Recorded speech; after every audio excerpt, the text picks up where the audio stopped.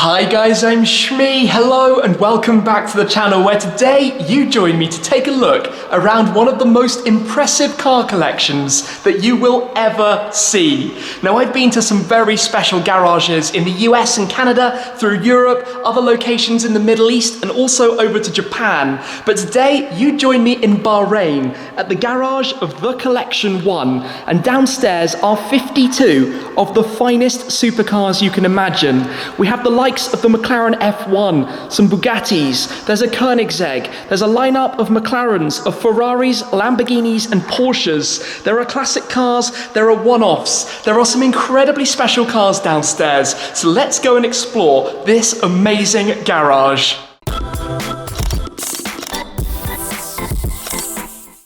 Here we go then. Welcome to this garage where we will take a quick walk around to see the Collection 1's most fantastic of collections.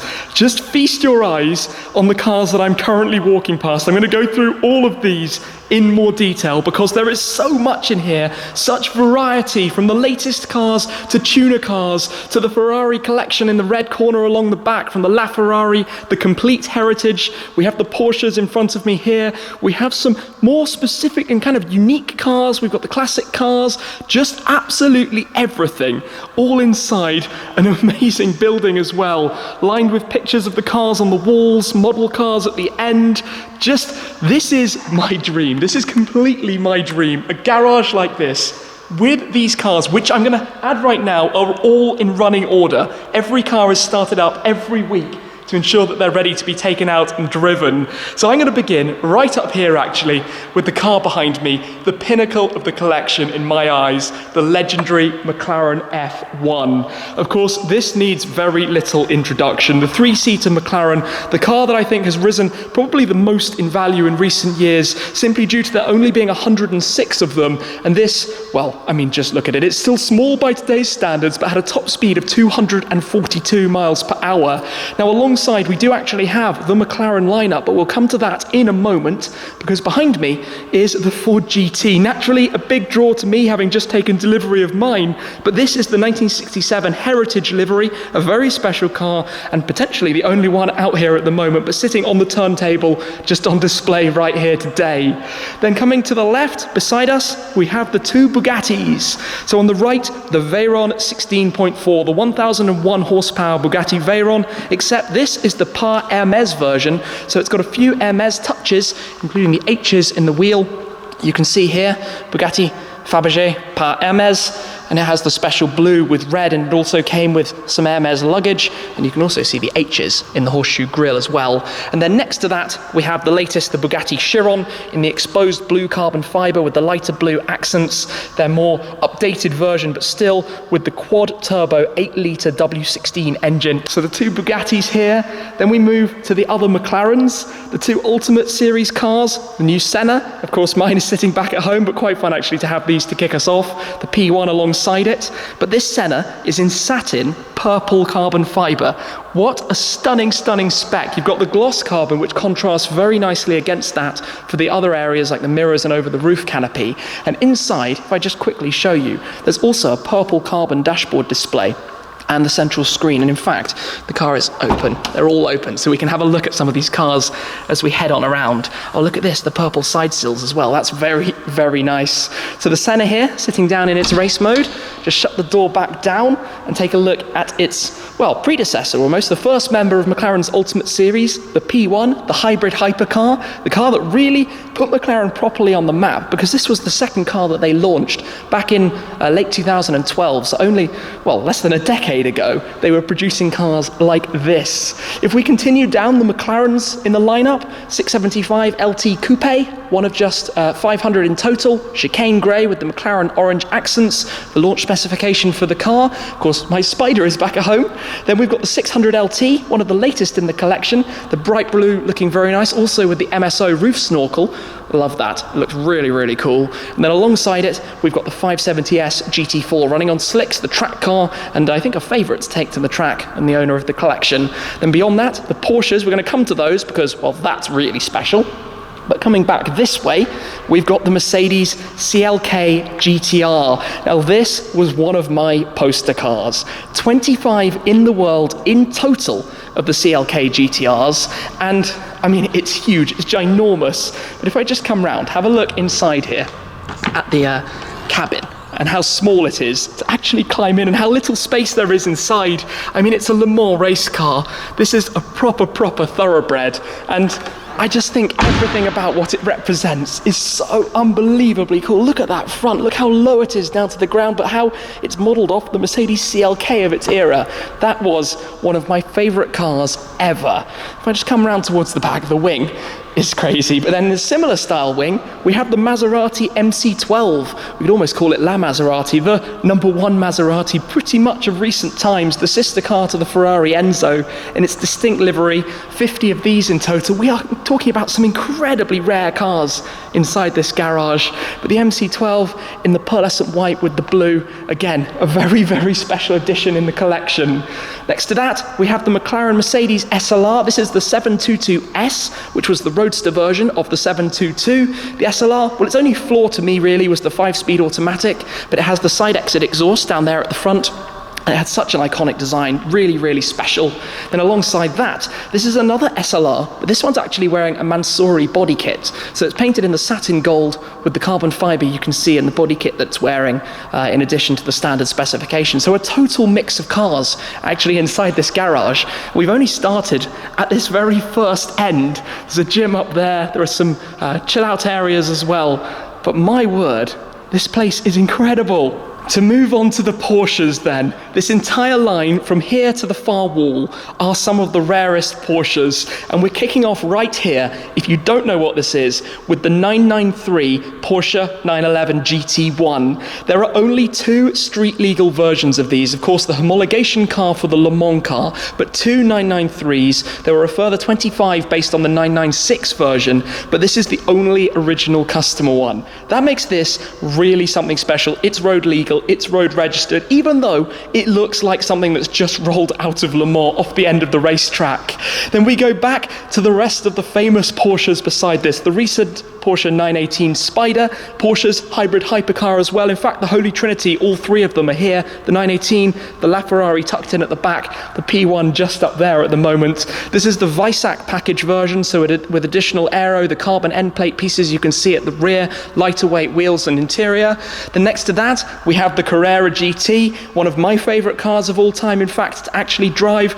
V10, manual gearbox, roof panels that remove as you can with the 918. In black here, another very special car. All of the cars are actually quite low mileage, but they are driven. Each and every one of these is driven. Before the Carrera GT, the predecessor of the hypercars from Porsche, the Porsche 959. So we literally have here a 959, a Carrera GT, a 918, and a GT1. All 4 of the special, I suppose, more modern hypercars that Porsche have made all together. We then go from the 959 to the recent GT2 RS, a car, of course, you'll be familiar with in Miami blue. Again, the Weissach package with the carbon you can see on the bonnet, but I had a fantastic time driving one of these. 3.8 litre twin turbo, making 700 horsepower in total. So beside that, the 991.1 GT3 RS in ultraviolet. I was a big fan of this colour, particularly with the silver wheels with the yellow carbon ceramic calipers. But that's, 4 litre flat 6, a stunning car to drive. Next to that, I think another that might be many of your favourites. This is the 997.2 GT3 RS 4 litre. When they took the 3.8 that was in the normal GT3 RS and made it a 4 litre, again a manual, and a car that is an incredible driver's car to actually get behind the wheel of. Next to that, the Widowmaker, the 997 GT2 RS. It earned the name the Widowmaker because it was a bit of a leery thing to drive and frequently found themselves getting caught up in incidents, shall we say, but with a carbon fibre bonnet, with the sticker instead of the badge on the bonnet to save weight as well. Again, stripped out, roll cage harnesses, bucket seats inside. The GT2 RS, again, very special. Next to that, another big Porsche collector car, the 996 GT3 RS. Limited numbers of these, but one of the early models of the RS. Of course, they're produced in much larger quantities now than they were back then, but this also very special. Special, in fact, is probably the name to give this entire collection. Just look all the way up here. This is a crazy place to be walking around. Then we've got the 1970s 2.7 RS, particularly love it in this colour. It looks really nice. Had an opportunity to drive one of these once. Again, very, very special. So if we turn the camera this way, feast your eyes down this little array of cars that we've got right here.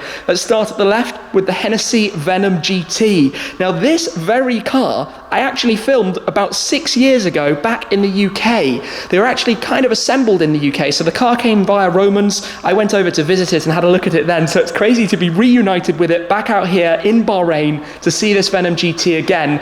But it weighs 1,244 kilos and it has 1,244 horsepower, so it achieved the 1-to-1 ratio. Then behind that, you've got the Corvette HPE 700 from Hennessey. You've got a Bentley Continental GT with a modification body kit on it. Here, of course, Ford GT. This is a delivery mileage car. You can see still with the original factory stickers and the like, so that actually hasn't been taken out to keep it at delivery miles.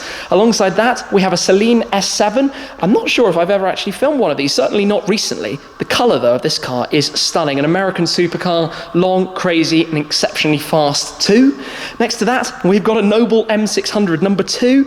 I didn't expect to see an M600 out here. Built in the UK, manual, over 600 horsepower, great noise from the V8. Behind it, McLaren 570S. We will come to that in a moment. Actually, let's skip straight through to the back. Then we'll get the line of classics. Then we'll head over to the Lamborghinis and the Ferraris. Back here, though, the Koenigsegg Agera RS. A car that needs very little introduction. The fastest production car in the world, 277.9 miles per hour. This thing is capable of one of just 25 units of the Swedish hypercar. You could get the 1-to-1 power upgrade. This car has the normal power output, which is about 1150 horsepower. Either way, it's a big number. That's all you really need to know. And it's looking lovely with the exposed carbon through the center, the orange accents, and the silver paintwork. Now, to give you some sense of the variety of cars in this garage, this view just about sums it up. You have a classic Morris Cooper, as featured in a movie, actually, back in the day, the exact car, alongside a kind of Dakar Rally style F-150 from Raceworks with a full cage. It's actually got bucket seats inside this thing as well, but it's basically an F-150 pickup. Have a look at that. Steering wheel, cage, and the buckets. Very cool. Imagine blasting that across the dunes. And then next to it here, we actually have a Tesla Roadster, one of the original Tesla Roadsters. Of course, they're coming back now with a new generation of the car, but this was the first electric car from Tesla. Really one of the first electric cars that actually saw success in terms of sales as well. To move to some of the classics, the Aston Martin DB5. This car is beautiful. In fact, the cars are all restored. They are in amazing condition. But this is always one of the best looking classic cars, I think, without any kind of question of a doubt. And alongside it, a Toyota 2000 GT. Toyota's real first kind of sports car, the car that gave birth almost to the Supra that we have now and has led through to the modern generation along the way, but limited numbers, worth an awful lot of money too. Then alongside that, we've got the Jaguar E-Type, arguably one of the best looking cars as well, given a lot of praise. Jaguar's car from back in the era, here in coupe form. Next to that, one of the original factory race cars of the Shelby Cobra. This car was one of 6 that they had back at the time, the number 95, and well, even Carroll Shelby himself has actually signed this exact one. Next to that, Ford Mustang Gt350. Gt350, a name that's been revived on the more recent Mustang as well. This is a 65. It was a prototype car for the 66s, one that wasn't actually destroyed back at the time. But what a variety there of classic cars that you have amongst the sea of the more modern supercars too. So let's hop on down towards the end here and start off taking a look at some of the Lamborghinis and Ferraris. And really and truly, this collection is just, it's so diverse and fantastic what we're looking at. We've got the new Ferrari Pista here, but just look up there, look at that. Anyway, let's start from the beginning, where we have here the Lamborghini Miura SV. SV for Super Veloce, a name that's reintroduced on the more recent models, the likes of the Murcielago and the Aventador, both of which are behind me. In the case of the Miura, you could tell an SV because it didn't have those eyelashes that you would find around the headlights on the other Miura models. But this car really kick-started Lamborghini's V12 supercar lineage, which we're going to see all of behind. Now, I've driven one of these before, and I can tell you that inside inside is a very, very small cabin, but this car has been fully restored and it looks so elegant. The color combination, dark blue with the very bright interior.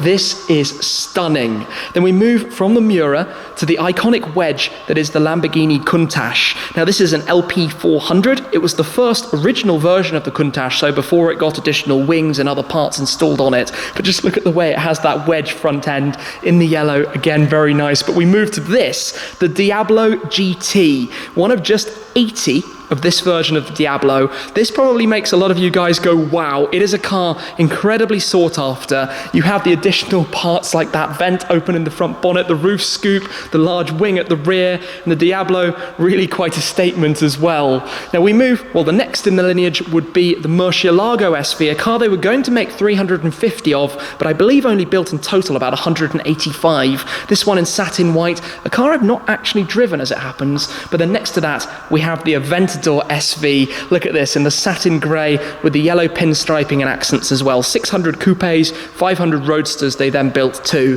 So that's, well, the lineage of Lamborghini. And then at the end is the Reventon, and this is number one of the 20 Reventon coupes. Pronounced Reventon actually, rather than Reventon as it's spelt in Spanish. But they were all painted in this dark satin grey, very fighter jet-like as you get from the instrument panel as well. So, I mean, wow, it just keeps getting better. I'm going to head straight down to the end, actually, to start off with this, the Fiat 500, except it's not. It's the Abarth 695 Tributo Ferrari. It was originally introduced as a city car for Ferrari owners. You could only get one if you were a Ferrari collector, and it has the Scuderia-style stripes on the front. I used to have an Abarth 595 when this came out, and I thought this thing was immensely cool with the colours, the Rosso Corsa red. Then we get to the latest Ferrari, actually, the 488 Pista, the track version of the 488 GTB in Rosso Corsa again, with the gold wheels here. Nice colour combination, I like this an awful lot. But this car introduced features like the S-duct that you can see literally straight to the floor through the front for additional aero and downforce at the front. I'd love to drive one. Beyond that, the 599 GTO. Wearing the GTO badge was something a lot of people discussed at the time, following the 250, then the 288, and then the 599, but based on the 599 GTB, 660 horsepower from the 6.3 litre naturally aspirated V12. The F1 style gearbox, the automated sequential, that basically makes the most amazing sounds, but does take some getting used to in terms of driving. But then we have the history of the Ferrari hypercar, the big five, all in a line here. So we go way back to the 288 GTO, small numbers of these, manual, but basically the predecessor to the F40. It's a lot of the components are shared between them. Originally this was created to be a car to go rally racing with, but then that series never really happened. It became a road car, and the 288, I mean, it's loosely based on a 308, but has a distinctive style and appearance to it. Then pretty much everyone's poster car, the Ferrari F40, the twin turbo, the pops and bangs and crackles it makes, the lightweight car where you can literally see the carbon fiber weave through the paintwork on the car. You can see the weave literally directly underneath that, with its very squared off wing at the rear, the wedge down towards the front. And then we have what I often refer to as my favourite car, the Ferrari F50. It's my favourite car because this was the car of my generation. It came out in the early 90s, around the time I started knowing what cars were. Not that many of them made, in 350 or so, and it just looks, I mean, it's like an F40 but slightly more rounded off. It's the car I like. You can take the roof off, it's a manual gearbox, it has a naturally aspirated V12. In fact, both of these, if we come back to just have a quick look at the engines that they have, look at how open all of this is and how little is actually going on inside there. It's just a skin over a racing developed engine, a car that was, well, an engine that was literally developed and introduced to go and race, whereas in here we have the twin turbocharged V8. Just all lightweight, a plexiglass rear window. These two side by side, just part of this collection before two of the more recent cars. The Ferrari Enzo, the sister car again to the MC12 that we saw over the other side of the collection. Here, the car that wears Enzo Ferrari's name himself, 6 litre V12, makes a thunderous sound. The doors open upwards and outwards, but really a proper statement car as well, Ferrari's hypercar at the time.